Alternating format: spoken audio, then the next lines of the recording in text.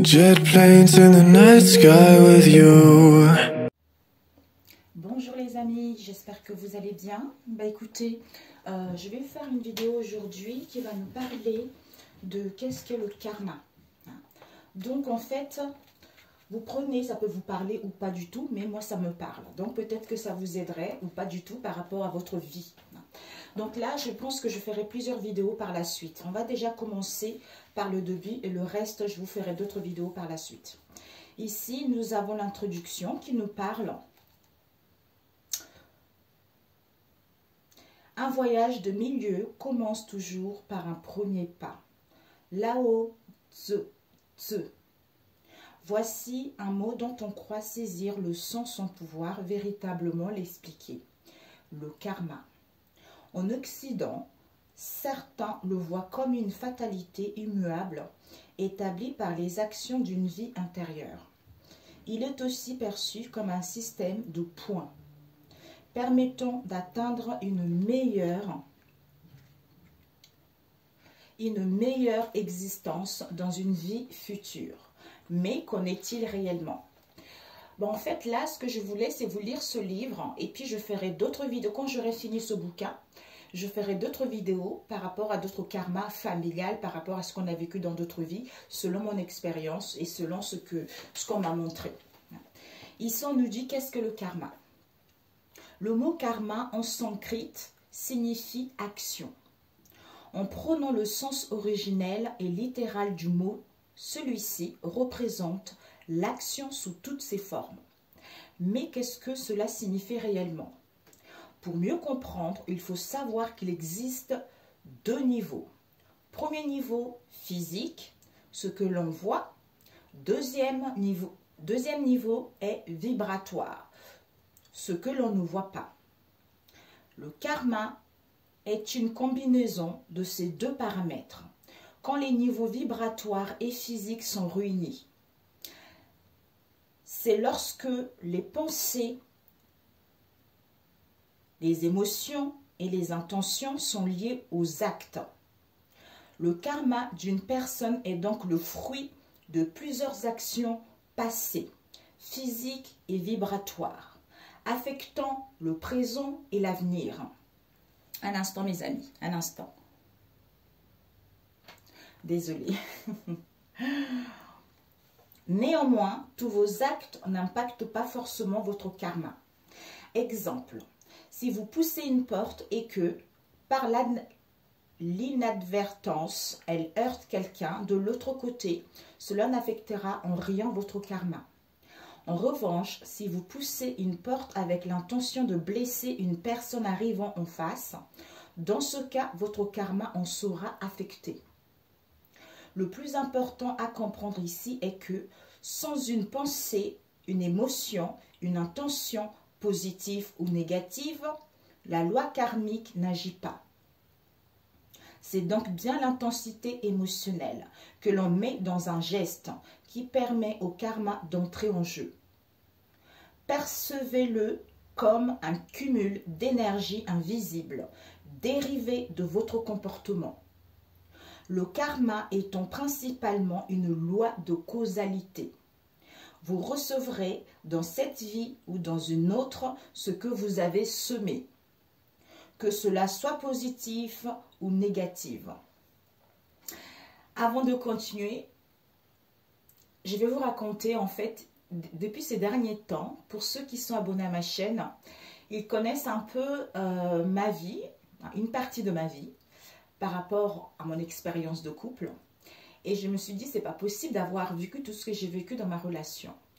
Et à un moment, on m'a ramené en fait, j'ai vu que avec mon mari actuel, nous avons vécu dans 3 autres vies différentes. Donc les problèmes que j'ai eu en ce moment au niveau de notre relation, c'est parce que j'ai posé la question. Quand j'ai posé la question et j'ai eu ces réponses-là. Et j'ai vu la première, nous étions un couple normal, sauf qu'il y a eu une trahison. Et par rapport à cette trahison, j'ai mal supporté cette trahison. Donc, il est parti. Il est parti et ensuite, moi, je me suis mis à faire des potions pour des femmes qui ont été trahies par leur mari. Vous voyez? Donc, on me traitait de sorcière. Parce que j'ai aidé les femmes qui ont été trahies par leur mari à récupérer leur mari. Vous voyez? Donc, on m'a traité des sorcières. Du coup, j'étais enfermée et je voulais pas sortir, en fait. Et je pense que une des parties de cette histoire, de cette vie-là, on est venu ici, justement, pour terminer. C'est-à-dire revivre cette situation, aussi difficile qu'elle soit, pour que je puisse guérir de ce mot que j'ai eu dans d'autres vies avec lui, vous voyez. Donc, on a signé ce contrat d'âme. Donc, l'histoire que j'ai eue avec les énergies négatives, les influences négatives, j'ai dû justement, peut-être que un homme ou une femme en qui j'avais fait une potion pour récupérer son mari qu'elle avait perdu, donc le mari ou la femme qui avait quitté sa femme principale ou son mari principal avec une autre personne, et donc l'autre personne n'a pas accepté justement que le mari ou la femme est retourné vers l'ancienne relation. Donc, d'où ça s'est répercuté dans cette vie, vous voyez. Donc, en fait, c'est vrai qu'on vit des choses difficiles, mais quand on se pose la question, on le sait pourquoi. Et à partir de là, quand on comprend, ben, on guérit pour passer à autre chose, vous voyez. Donc, il fallait que je vous explique cette situation. Mais après, j'ai vu dans d'autres vies, on a vécu encore dans deux autres vies, des situations semblables. Je me suis dit, waouh, beaucoup de boulot à faire. Donc voilà, reprenons mes amis. Peut-être que ça peut vous aider aussi.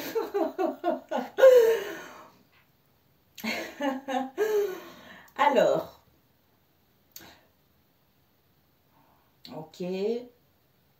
Le karma, voilà, j'ai lu. Si vous voulez savoir ce que vous étiez dans les vies intérieures, regardez ce que vous êtes actuellement. Si vous voulez savoir ce que vous deviendrez dans les vies futures, regardez ce que vous faites maintenant. Proverbe tibétain.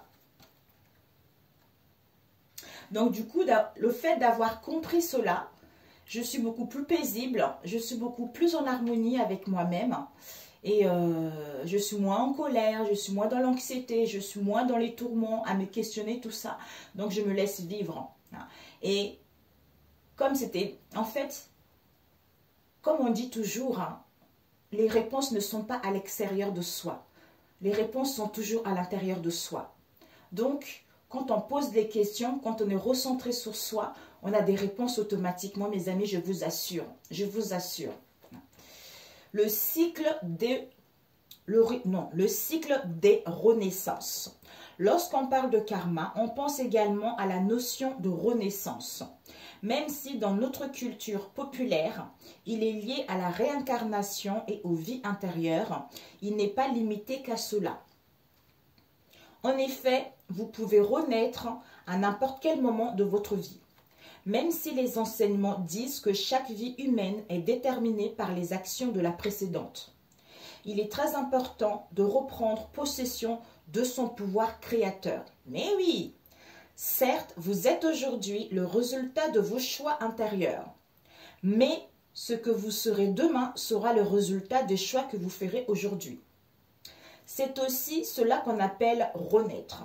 D'où, moi, le fait d'avoir été guéri, d'avoir compris. Donc, le demain, je ne sais pas. Donc, je me laisse vivre. Peut-être que demain, on sera ensemble. Peut-être que demain, je passerai à autre chose. Mais je sais qu'il y a quelque chose de positif qui va m'arriver. Donc, je préfère être dans les bons états, dans l'harmonie vis-à-vis de moi-même maintenant. Et qu'adviendra le demain. Vous voyez, quel que soit ce qui va m'arriver demain, je ne suis plus dans les attachements, dans le manque, dans la peur de l'abandon, parce qu'il fallait que je vive ça pour guérir de cela. Vous voyez. Une loi universelle, que vous y pensiez ou non, que vous y croyiez ou non, que le vouliez ou non, toutes les lois universelles fonctionnent indépendamment de votre volonté. Et la loi du karma n'y fait pas exception. Comme la gravité par exemple, elle est toujours en action, quelles que soient les circonstances. Cependant, de nos jours, le karma est souvent interprété de manière négative, un peu comme une fatalité. Comprenez qu'il ne punit pas seulement les mauvaises actions, mais récompense aussi les bonnes. Et oui, D'un côté, il y a le cercle vicieux, de l'autre, le cercle vertueux. Il existe deux types de karma, d'après les croyances bouddhistes. Le karma immédiat, lorsque les retombées ne se font pas attendre. Exemple, vous frappez quelqu'un et il vous frappe à son tour. Vous souriez à une personne et elle vous sourit en retour. Le karma différé, lorsque les retombées se font sentir des mois ou des années plus tard, voire même dans la vie d'après. Exemple, vous ne fournissez aucun effort dans votre travail et quelques mois après, vous êtes viré. Vous aidez quelqu'un et quelques années après, il vous aide en retour. Apprivoisez votre karma, ne le subissez pas. Comme je l'ai dit précédemment, une des principales idées reçues concernant le karma est qu'il est souvent assimilé à une fatalité. Certains s'y enferment en l'utilisant comme une excuse. Tout à fait. Un peu comme si rien ne pouvait modifier le cours d'un destin déjà établi. Dans notre société actuelle, la majorité utilise le concept de karma pour excuser et perpétuer une certaine injustice ou inégalité. Donc, l'idée de dire « c'est le karma, je ne peux rien faire » revient à dire « j'abandonne, ça ne sert à rien ». Cependant, j'ai une bonne nouvelle pour vous. Le karma ne vous enlève pas votre pouvoir d'action et de création. Bien au contraire. Son but principal est de vous enseigner le concept de responsabilité quant aux conséquences, bonnes ou mauvaises, de vos actes. Très clairement, le karma devrait être avantage ciblé sur le présent et l'avenir que sur le passé. Cela suppose que tout ce que vous faites maintenant aura un impact demain. Dès lors que vous aurez assimilé le karma de cette manière, il deviendra un concept très puissant et bénéfique pour vous. Comprenez que l'univers recherche toujours l'équilibre. Si vous donnez, vous recevrez. Si vous jugez, vous le serez également. C'est l'effet boomerang que nous connaissons bien. Action-réaction. Le karma comprend 12 lois universelles. Elles sont toutes interconnectées et de chaque découlent des pratiques intéressantes. Ceci nous permet de maîtriser au mieux nos pensées, émotions et actions afin de changer nos vies pour le meilleur. La seule condition est de les mettre en œuvre avec bon sens, sans superstition et sans frénésie naïve. Certaines lois universelles seront faciles à appliquer, d'autres un peu moins. Je ne peux pas vous dire laquelle vous conviendra le mieux. La meilleure chose à faire est d'en prendre connaissance et voir laquelle résonne le mieux en vous. Il est important de respecter votre rythme et d'y aller étape par étape. N'essayez pas de tout faire en même temps, cela deviendrait une corvée et vous risquez d'abandonner. Bien entendu, c'est ce que l'on veut éviter. La justesse de vos actes vous appartient. Vous et vous seul pouvez provoquer l'opportunité d'un meilleur niveau d'existence et d'éveil. En suivant ces lois, l'univers fera apparaître des portes où vous pensiez qu'il n'y avait que des murs. Seulement aurez-vous le courage de les ouvrir? La réponse, bien entendu, ne dépend que de vous. La loi de cause à effet. Tout ce que vous faites a un impact. À vous de choisir quel impact vous voulez avoir. Jane Goodall. La loi de cause à effet, aussi appelée la grande loi, est la plus importante des lois karmiques. Elle est le socle de toutes les autres et régit tout ce qui existe dans l'univers. Il est indispensable d'intégrer ces fondamentaux pour votre évolution personnelle et spirituelle. C'est la raison pour laquelle je vous invite à lire attentivement ce chapitre et à y revenir aussi souvent que possible, afin de vous réimprégner de ces enseignements. Vous remarquerez également au cours de votre lecture que la loi d'attraction et la loi de cause à effet sont très similaires. Cela est tout à fait normal car les deux partagent la même ligne de pensée.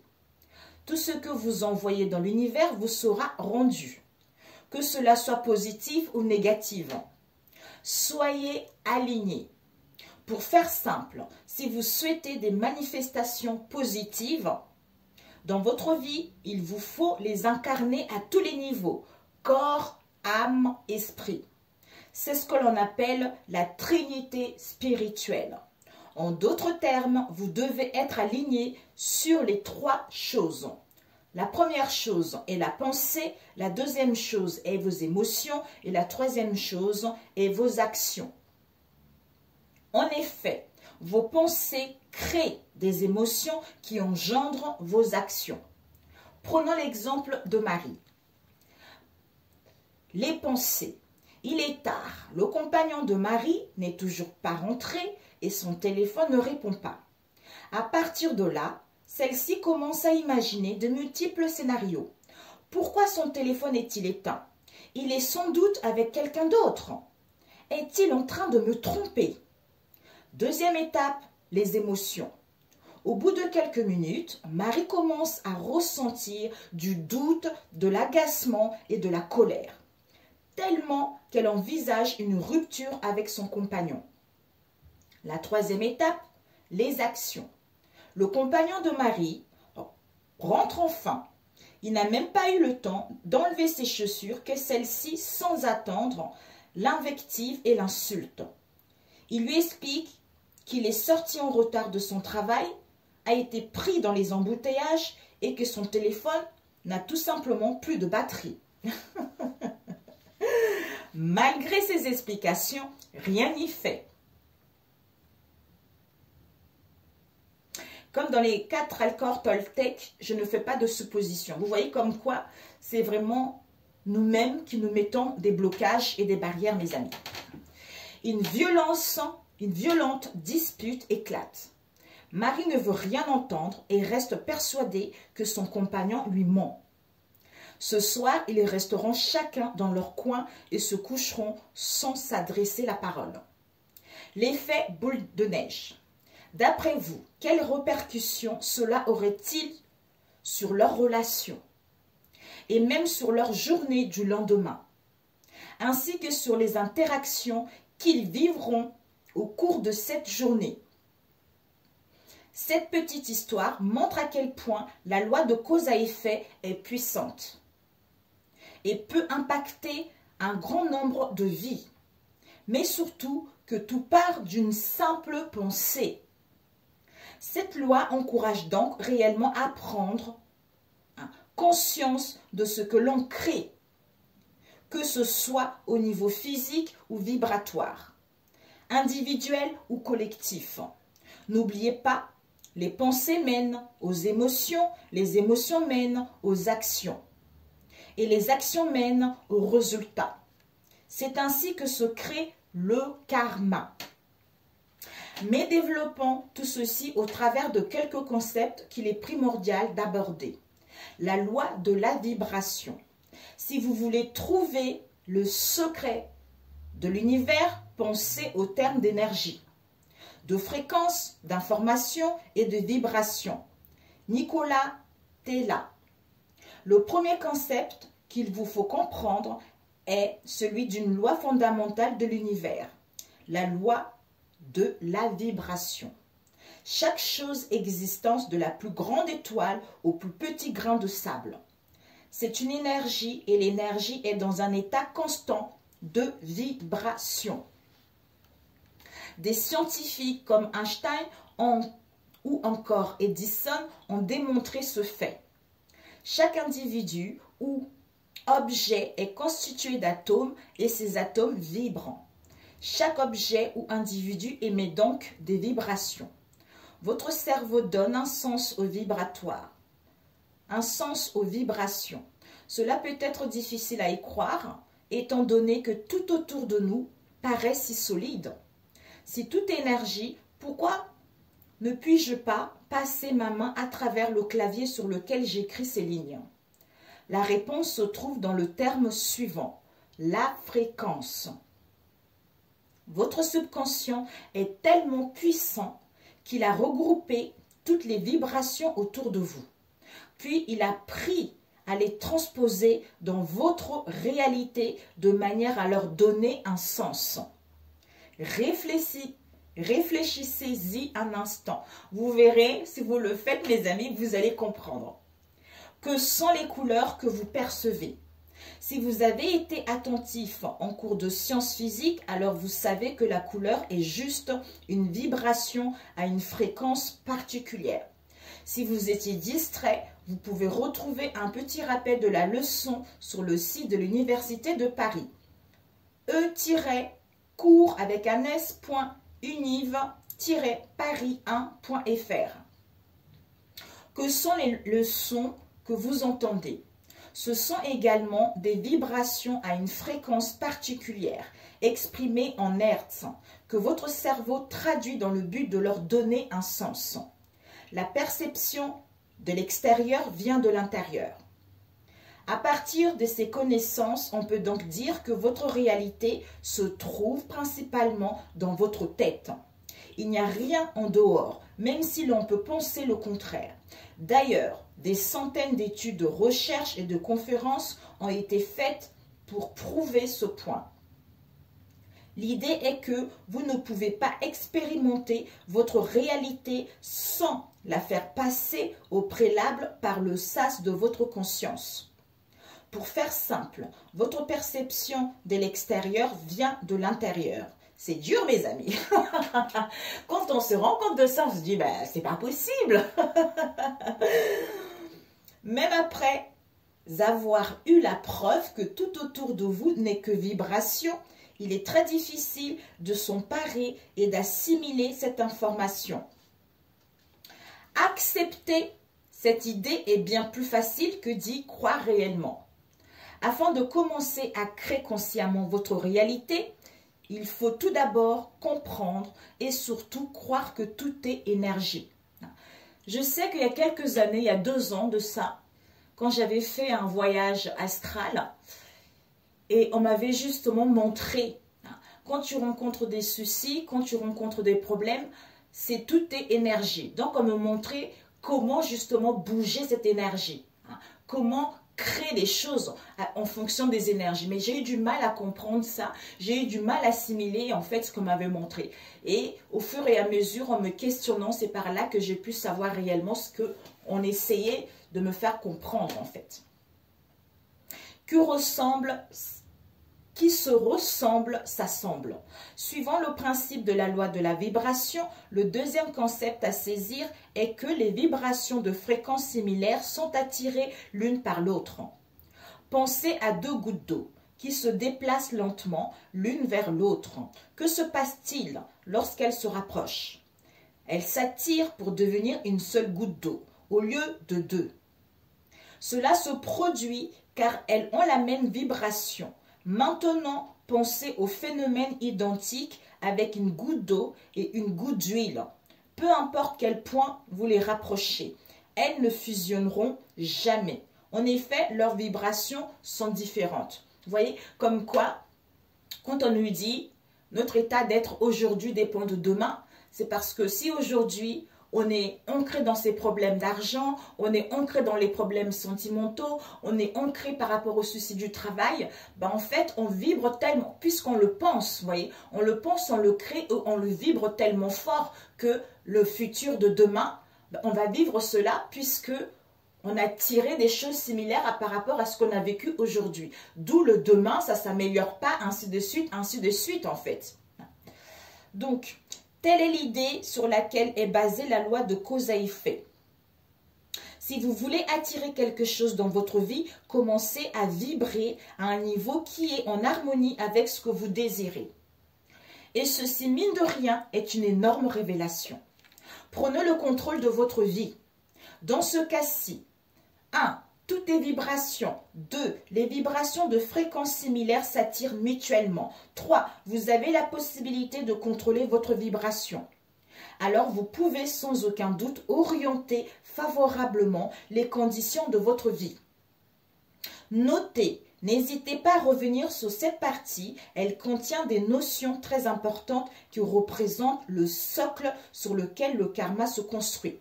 Je vous assure mes amis, si vous essayez de le pratiquer tous les jours, vous allez tellement vous sentir bien. Mais il faudra quitter les distractions, c'est-à-dire vous pouvez vous faire du bien. Regardez les vidéos enrichissantes, regardez des films qui vous plaisent. Faire du bien, en fait vous faire du bien, vous distraire. Mais en écoutant trop des choses qui vous polluent les pensées ou par rapport pour savoir ce qui va devenir le vôtre demain, en fait, vous n'allez pas appeler quelque chose de meilleur pour vous en fait. Utilisez votre esprit. La plupart du temps, nous rencontrons des problèmes car nous essayons de contrôler d'abord notre réalité, sans ajuster auparavant notre vibration. Tant que vous ne serez pas sur la bonne fréquence, rien de ce que vous ferez ne pourra vous aider à créer la réalité que vous désirez. Si malgré tous vos efforts, vous ne parvenez jamais à atteindre vos buts ou que vous observez certains blocages dans votre vie, c'est que vous n'êtes pas probablement, pas sur la bonne fréquence.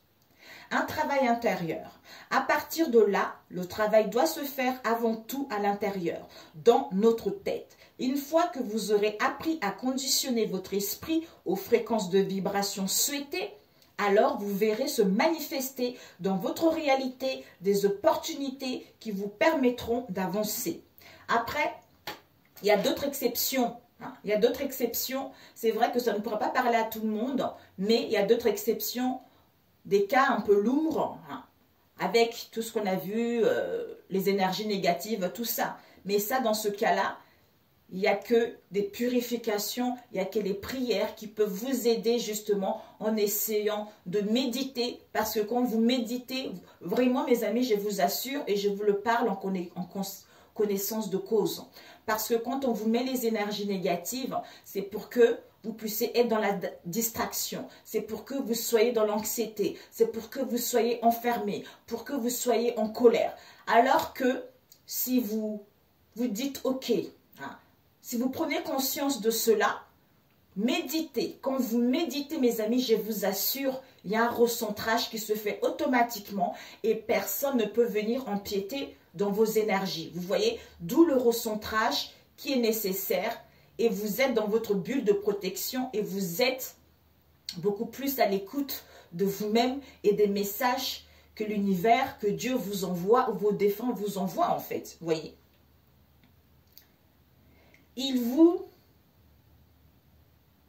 Si vous y pensez longuement et que vous essayez de les appliquer à votre vie quotidienne, alors vous arriverez à la même conclusion que les plus grands leaders de l'histoire de l'humanité. Nous avons le pouvoir de créer notre propre réalité et donc d'influencer notre karma. L'échelle émotionnelle. L'échelle émotionnelle est un système de mesure très simple à utiliser qui permet de savoir si vous êtes ou non sur la bonne voie. Vous l'aurez compris, la première étape pour maîtriser la loi de cause à effet est de prêter attention à vos pensées. Cependant, avec plus de 60 000 pensées par jour, vous vous doutez qu'il est parfois difficile de faire le tri entre elles, ceux qui sont positifs et négatifs.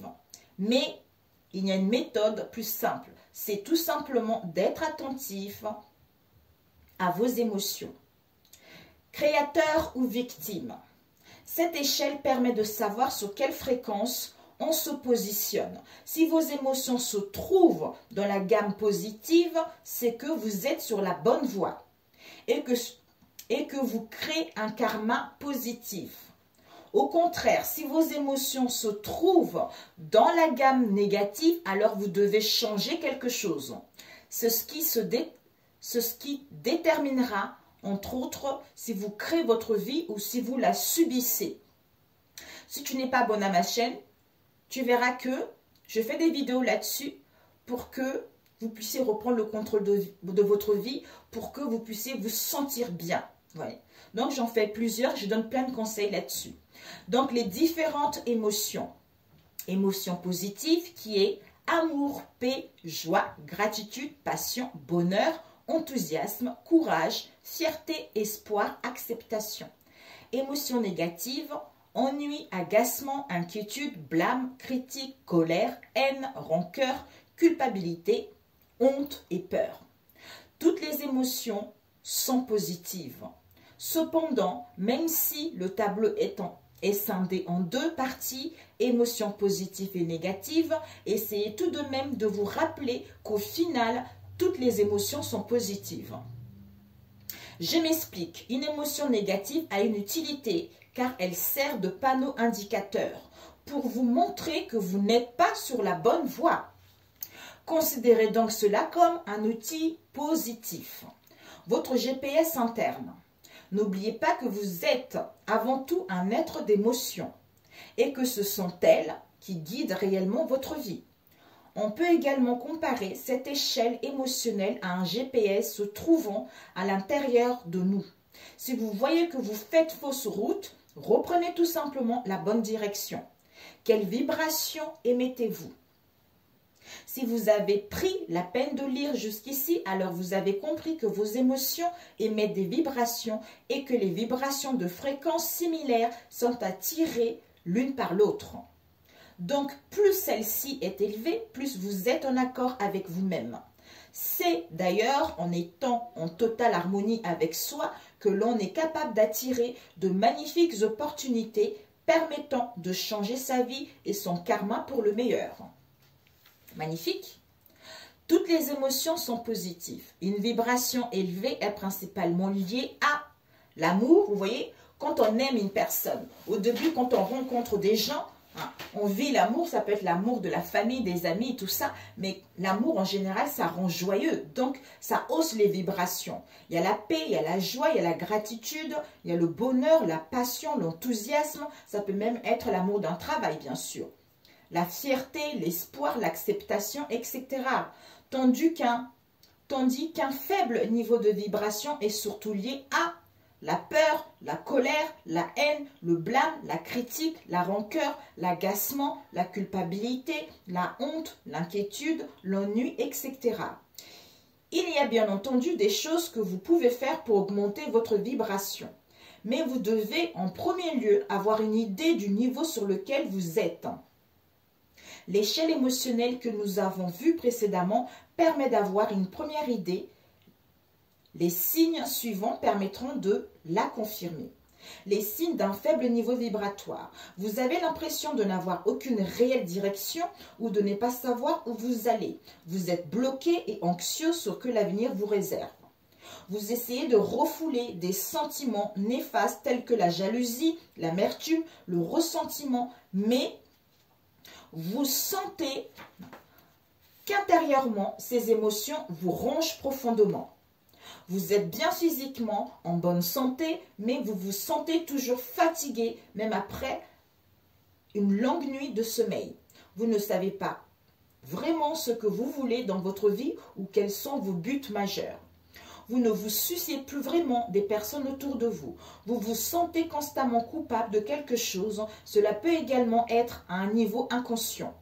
Vous vous décrivez comme quelqu'un de cynique. Vous avez rarement tendance à penser à l'impact de vos actions envers les autres. Vous passez la plupart de votre temps à vous plaindre. Il vous est difficile de trouver de la beauté dans la vie, même lorsque les autres vous parlent de ce qui les inspire ou de ce qui les émeut. Vous vous engagez dans les mauvaises habitudes que vous aimeriez changer, mais vous ne vous sentez jamais capable de vous en débarrasser et d'adopter un meilleur comportement. Vous argumentez souvent vivement ou nerveusement vos conversations avec les autres, ce qui vaut de rentrer dans vos conflits inutiles. Vous ne vous sentez pas bien physiquement et ne trouvez pas d'énergie de vous engager dans des exercices réguliers pour votre bien-être mental ou physique, comme faire du sport, méditer, etc. Votre esprit va constamment du côté négatif et vous avez du mal à voir le bon. Vous avez du mal à voir le côté positif d'une situation, même lorsque c'est évident. Le pardon est une chose que vous avez du mal à accorder, que ce soit à autrui ou à vous-même. Vous avez tendance à toujours ressasser vos problèmes auprès de vos amis et qui prend de l'énergie à tout le monde. Puis-je changer si j'ai un faible niveau vibratoire? La réponse est oui. Il y a des techniques et des rituels simples qui peuvent vous aider à élever votre taux vibratoire. J'en parlerai dans les prochains chapitres, ne vous inquiétez pas. Les signes d'un niveau vibratoire élevé. Vous parvenez à vous auto-analyser et avez généralement une bonne compréhension de vos émotions, sentiments et pensées. Vous vivez plus dans le moment présent au lieu de vous en renfermer dans le passé ou de vous inquiéter du futur. Vous avez une humeur assez stable et êtes émotionnellement équilibré. Vous êtes une personne disciplinée et vous finissez toujours ce que vous commencez. Vous avez beaucoup d'empathie, il vous est facile de vous mettre à la place des autres, imaginant ce qu'ils peuvent ressentir. Vous vous sentez souvent reconnaissant pour tout ce que vous avez dans la vie. Vous êtes une personne épanouie et arrivez à inspirer les gens autour de vous. Vous êtes créatif et souvent inspiré. Vous êtes à l'écoute de votre corps et savez ce dont il a besoin en termes de nourriture, repos, exercice et soins. Vous lâchez prise rapidement sur les problèmes que vous rencontrez, surtout s'ils sont hors de votre contrôle. Vous êtes souvent de bonne humeur et vous vous surprenez à rire à plusieurs moments de la journée, parfois de vous-même car vous avez de l'autodérision et savez que vous ne devez pas prendre la vie trop au sérieux. Vous n'êtes pas matérialiste et savez quand vous débarrasser des choses qui encombrent votre espace. Vous avez un réel objectif et croyez avoir trouvé votre vocation dans la vie. Les gens s'ouvrent à vous, ils vous trouvent sensible et digne de confiance. Votre corps est en santé et vous êtes débordant d'énergie. Vous pardonnez aux gens pour leurs erreurs ainsi qu'à vous-même. C'est nécessaire, sinon on n'avance pas. Alors, après avoir lu ces différents signes, pensez-vous avoir un niveau vibratoire élevé ou non? Soyez honnête avec vous-même. C'est uniquement de cette manière que vous avancerez. Qu'allez-vous semer? La loi de cause à effet, omniprésente dans notre vie, permet donc de prendre conscience de ce que l'on sème quotidiennement. Peu importe ce que vous semez, c'est ce que vous obtiendrez. Le conte des deux loups. Un soir, un vieil indien Cherokee raconte à son petit-fils l'histoire de la bataille intérieure qui existe en chacun de nous. Il lui dit: « Mon fils, en chacun de nous se tient un combat intérieur. C'est un combat jusqu'à la mort. Il se tient entre deux loups. Le premier est ténébreux, il est la colère, l'envie, la jalousie, la tristesse, le regret, l'avidité, l'arrogance, l'apitoiement sur soi-même, la honte, le rejet, le mensonge, l'infériorité, la supériorité, la fausse fierté et l'ego. Et le second est lumineux. Il est la joie, la paix, l'amour, l'espoir, la sérénité, l'humilité, la gentillesse, la bienveillance, l'empathie, la générosité, la vérité, la compassion et la foi. » Et le petit-fils songea à cette histoire pendant un long moment et demanda à son grand-père: « Quel est le loup qui gagne ?» Le vieil homme sourit et lui répond simplement: « Celui que tu nourris. » Donc, si tu nourris la colère, si tu nourris l'attente, c'est lui qui va gagner. Vous voyez? Les questions à se poser régulièrement. Pour aller plus loin et prendre conscience de ce que nous sommes en train de créer, il est important de se poser les questions suivantes. Vos réponses détermineront, bien entendu, si vous êtes karmiquement en train de semer quelque chose de bon pour vous ou non.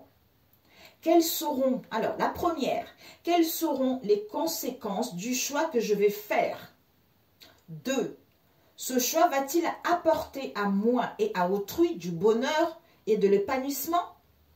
3. En faisant ce choix, suis-je aligné au niveau de mes pensées et émotions? 4. Quelle émotion prédomine dans ma vie? N'oubliez pas que pour utiliser la loi de cause à effet à votre avantage, vous devez être aligné sur les vibrations positives. Et cela s'applique pour vos pensées, vos émotions, vos actions. Commencez dès aujourd'hui à semer les graines karmiques d'un avenir meilleur, mes amis. Combien de temps? Voilà, je vous laisse là-dessus pour que vous puissiez le faire quotidiennement. Vous allez voir que ça va vous aider, mes amis. Parce qu'en fait, on m'a dit d'acheter, en fait, quand je me suis réveillée il y a une semaine de ça, et que j'ai compris que tout ce que j'avais vécu, c'est moi-même qui l'ai créé. Et puis après, je suis partie sur Internet, j'ai fait des recherches et je suis tombée sur ce bouquin. Et je voulais le partager avec vous et franchement, je suis bien. Je suis bien parce que je n'ai pas envie de savoir ce qui se passe demain. Je préfère vivre maintenant, essayer de diriger mes pensées vers quelque chose de positif, hein, pour justement créer le meilleur pour demain. Vous voyez? Donc, prenez soin de vous et puis je vous dis demain à vendredi et nous allons travailler sur la loi de la création qui est très important. Je vous aime et je vous dis à très bientôt. Ciao, ciao.